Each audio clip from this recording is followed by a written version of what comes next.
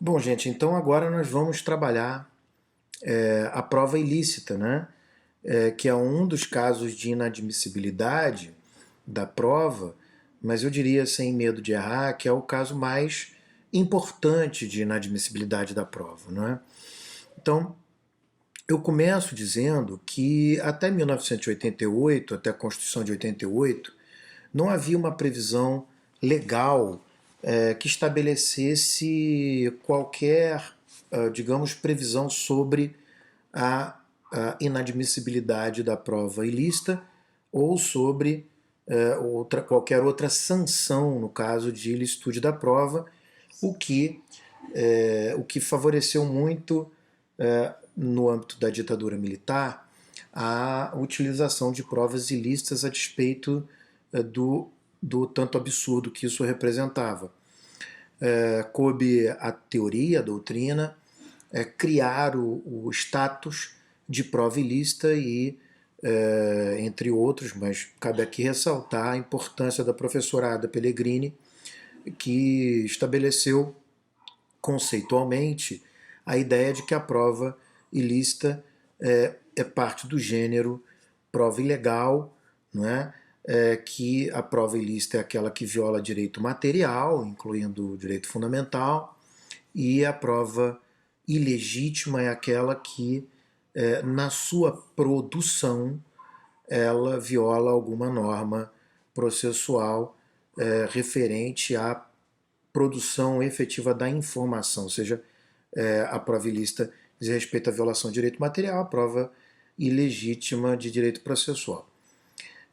Com todo respeito à professorada Pellegrini, essa distinção não parece ter mais a mesma importância e nem mais a mesma pertinência. Repito, a despeito de prestar toda a homenagem e respeito à professora, porque sem ela, por não haver previsão legal até então, sem essa criação conceitual, não se haveria, digamos assim, uma luta pela rejeição por um tratamento adequado das provas ilícitas. Mas vários dos direitos processuais que configurariam a ilegitimidade da prova hoje são compreendidos como direitos fundamentais, seja porque estão previstos na Constituição como direitos fundamentais, seja porque estão previstos na Convenção Americana de Direitos Humanos, no Pacto dos Direitos Civis e Políticos das Nações Unidas. Portanto, não me parece que essa seja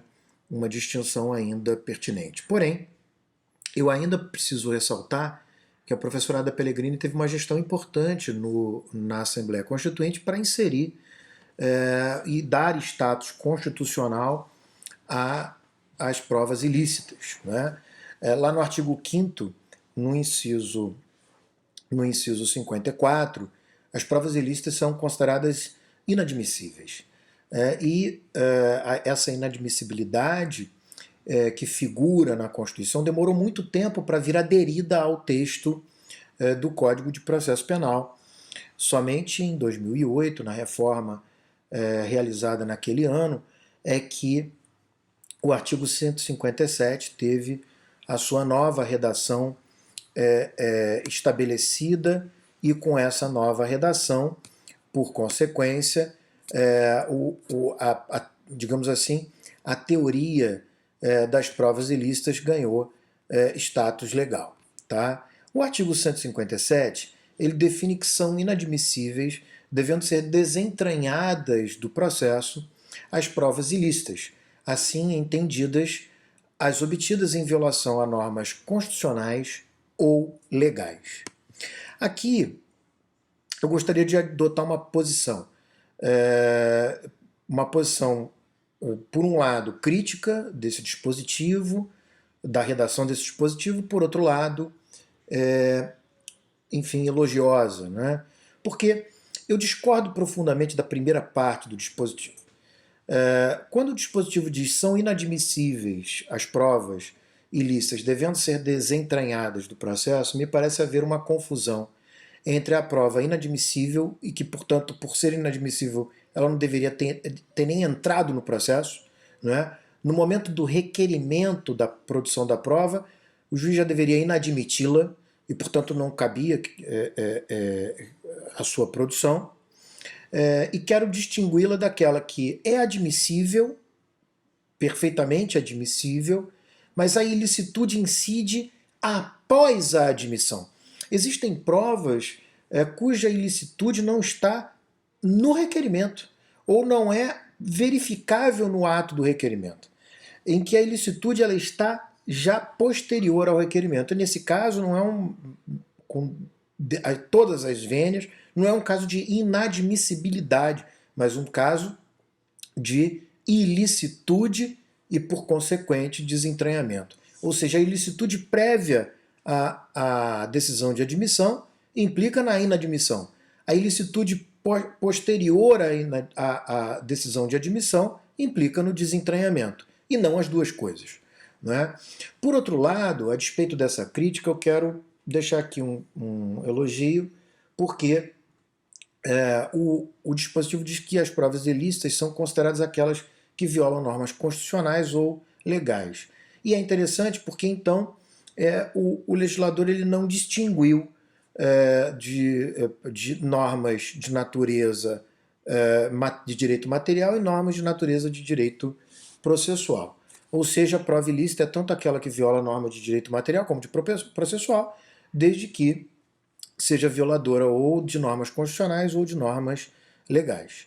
Tá? Então, nesse sentido, basta que nós estejamos diante de uma hipótese de prova que viole normas legais ou constitucionais, que nós estamos diante de uma prova ilícita. Portanto, eu proponho, é uma proposta, né, de compreender a inadmissibilidade como a sanção à prova ilícita quando a ilicitude é compreendida ou ela é existente ou manifesta antes da decisão de admissibilidade da prova.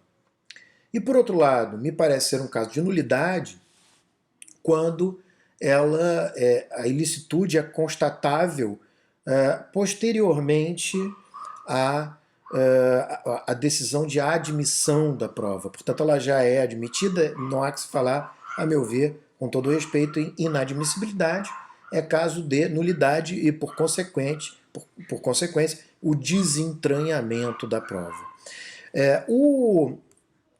O artigo 157, ainda no parágrafo 3º, ele prevê que a decisão que determina o desentranhamento da prova, ela, uma vez que se torne preclusa, ou seja, que não tenha havido recurso ou qualquer outro tipo de impugnação, não é?